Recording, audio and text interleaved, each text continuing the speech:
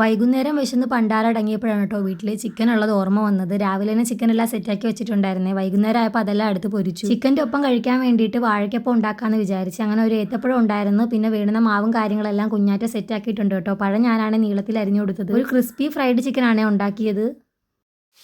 Guys, അപ്പോൾ നമ്മുടെ ഒരു സെറ്റ് ഇവിടെ റെഡി ആയിട്ടുണ്ട്.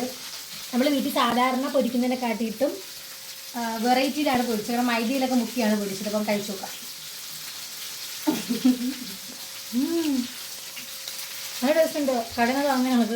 ചിക്കൻ ഫ്രൈ ഞാൻ വിചാരിച്ചതിനെക്കാട്ടി അടിപൊളിയായിട്ട് വന്നിട്ടുണ്ട് കേട്ടോ. അതിനുശേഷം നമ്മൾ വാഴയ്ക്കപ്പം പൊരിക്കുകയാണ് കേട്ടോ. സംഭവം നല്ല ക്രിസ്പി ആയിട്ട് കിട്ടിയിട്ടുണ്ട്. അങ്ങനെ നമ്മുടെ അടിപൊളി ചിക്കൻ ഫ്രൈ അതുപോലെ തന്നെ വാഴയ്ക്കപ്പം ഇവിടെ റെഡി ആയിട്ടുണ്ട് കേട്ടോ. ഇനിയെല്ലാം കഴിക്കാം. അപ്പം നമ്മുടെ വാഴയ്ക്കപ്പം അതുപോലെ ചിക്കൻ ഫ്രൈ ഇവിടെ റെഡി ആയിട്ടുണ്ട് കേട്ടോ. ഭയങ്കര ചൂടുണ്ട്, അതുകൊണ്ട് അല്ലെങ്കിൽ ഞാൻ കഴിച്ചേനെ. ഫസ്റ്റ് ട്രിപ്പ് ചിക്കൻ ഫുള്ളും തീർന്നു. സെക്കൻഡ് ട്രിപ്പ് ചിക്കനാണ്.